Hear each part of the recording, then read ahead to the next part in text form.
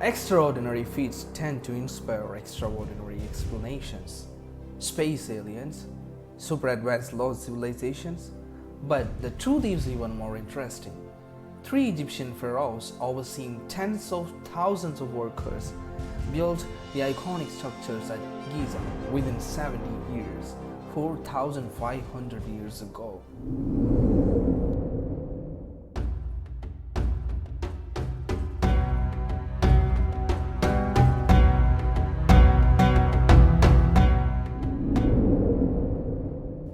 The Egyptian pyramids are one of the defining architectural achievements of the ancient world, and top among the ancient seven wonders of the world. As an incredible feat of engineering, Egyptologists are still discovering more about these structures with each passing year.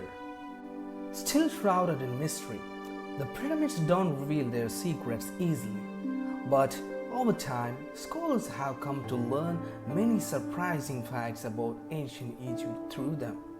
Technical prowess mixed with mythology and superstition led the pharaohs to construct these formidable structures.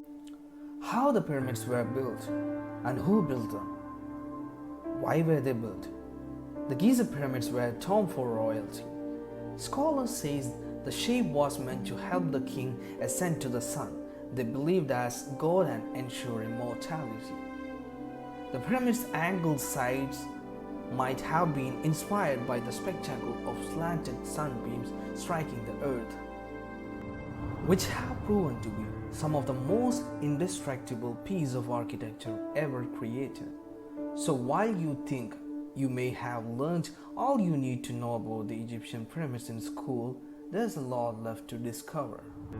The Great Pyramid of Giza is the oldest and the tallest of the three pyramids, including the pyramids of Khafre and Menkaure, towering over Giza Plateau near the modern city of Cairo during the reign of the King Khufu of the 4th dynasty. Until the Eiffel Tower was completed in Paris, the Great Pyramid was the tallest structure made by human hands in the world. Recorded held for over 3,000 years and one unlikely to be broken. Civilizations in many parts of the world have built pyramids. The large pyramid by volume is the Great Pyramid of Cholula in the Mexican state of Puebla. For thousands of years, the largest structures on earth were pyramids. First, the Red Pyramid in Dahshur necropolis and then the Great Pyramid of Khufu, both in Egypt. The Aztecs, Mayans, and ancient Egyptians were three very different civilizations with one very large similarity: pyramids. However, of these three ancient cultures, the Aztecs and Mayans built their pyramids with tiered steps and a flat top, and the Egyptians set the standard for what most people recognize as classic pyramid design.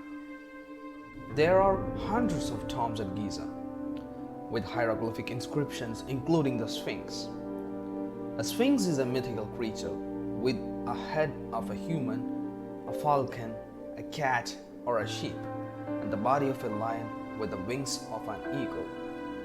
In Greek tradition, the Sphinx has the head of a woman, the haunches of a lion, and the wings of a bird. The image most people have of slaves being forced to build the pyramids against their will is incorrect. The concept of slavery is a very complicated problem in ancient Egypt, because the legal aspects of indentured servitude and slavery were very complicated. The peasants who worked on the pyramids were given tax breaks and were taken to pyramid cities, where they were given shelter, food, and clothing. The cores of the pyramids were often composed of local limestone. Finer quality limestone composed the outer layer of the pyramids, giving them a white sheen that could be seen from miles away. The capstone was usually made of granite, basalt, or another very hard stone and could be plated with gold, silver, or electrum, and would also be highly reflective in the bright sun. 2.3 million blocks of cut limestone, to be more precise, which is the approximate number making up the Great Pyramid. The Tura limestone blocks used for its casing were taken from nearby quarries, just across the river Nile. However, some of the great granite stones, like those found in the so-called King's Chamber, were carried all the way from Aswan, which is more than 500 miles away. The heaviest granite stones weighed up to 80 tons. As tradition has it, the ancient Egyptians would cut stone blocks by hammering wooden wedges into them. They would then soak the blocks in water, and as the water was absorbed, the wedges expanded. This caused the rock to crack. Once they were cut, the stones were carried by boats along the Nile on their way to the construction site. For the needs of the Great Pyramid, it is deemed that these million tons of local limestone weighed 8,000 tons of granite and 500 tons of mortar needed in the pyramid's construction. What is perhaps even more impressive is that once it was completed, the Great Pyramid was surfaced by white casing stones. These casing stones were intricately cut, beautifully polished blocks of white limestone. The ancient builders needed to cut these particular pieces of stone extremely carefully so as to fit correctly. When they were added to the pyramid, during the final stages of its construction, the casing stones gave it a smooth and flat finish, unlike the one we are accustomed to seeing today. We might wonder, what happened to the casing stones? The answer to this question takes us back in time to 1303 AD, when the Great Pyramid survived a huge earthquake. While it did not collapse, many of the pyramid's outer casing stones were loosened by this quake. All three pyramids would originally have had an outer casing of lighter limestone, as seen on the cap of Khafre's pyramid. We can only imagine how the gleaming white limestone would have made the pyramids an even more dazzling spectacle than they are now. Although the Great Pyramid has subterranean chambers, they were never completed, and Khufu sarcophagus rests in the King's Chamber, where Napoleon is said to have sojourned deep inside the Great Pyramid. If you have read traditional history books, or even taken an official guided tour of the site, you would have heard that the pyramids were created 2500 years BC as a burial site for three important kings, as I said in the beginning, right?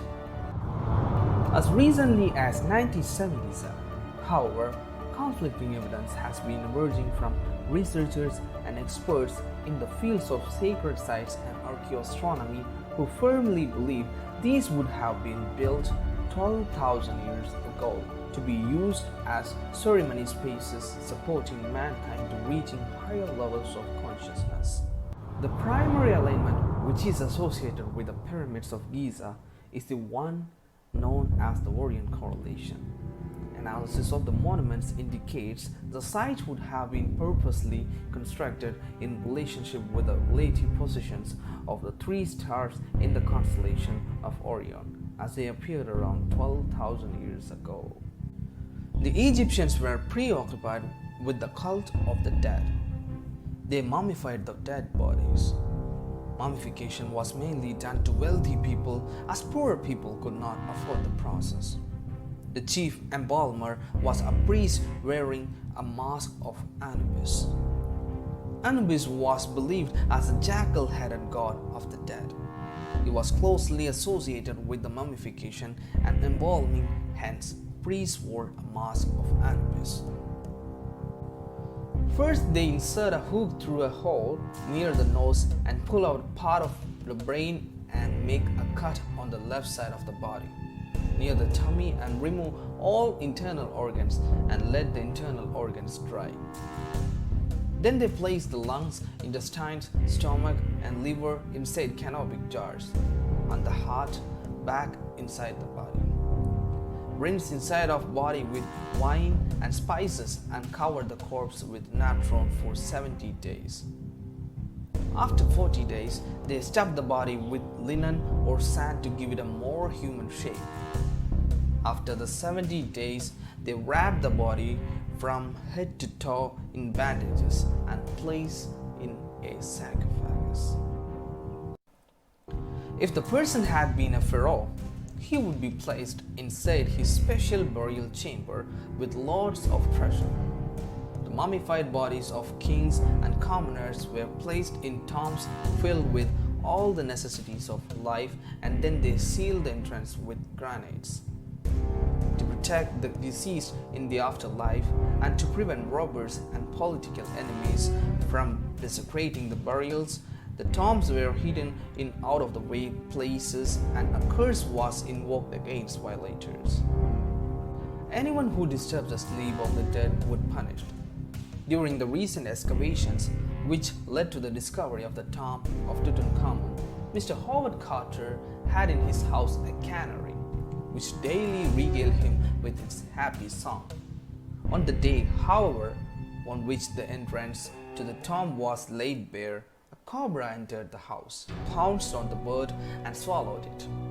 Now cobras are rare in Egypt and are seldom seen in winter, but in ancient times they were regarded as a symbol of royalty, and each pharaoh wore the symbol upon his forehead as though to signify his powers to strike and sting his enemies. The belief in the mummy's curse was rekindled when Lord Carnarvon, patron of Howard Carter's archaeological excavations, died 5 months after the discovery of Tutankhamun's tomb. He died of blood poison following a mosquito bite that became infected. The fact of the matter is, Tutankhamun was also died of blood poisoning, infection caused by a broken leg or from injuries suffered in a chariot accident. Many theories attempt to answer the question of how this architectural wonder was accomplished, and oftentimes the answers contradict one another. The Greeks believed that slave labor was used, but more contemporary theories assert that the building of the Great Pyramid took the workforce of probably tens of thousands of skilled workers organized in groups hierarchically. There is no wonder why the Great Pyramid of Giza was on the list of the 7 wonders of the ancient world.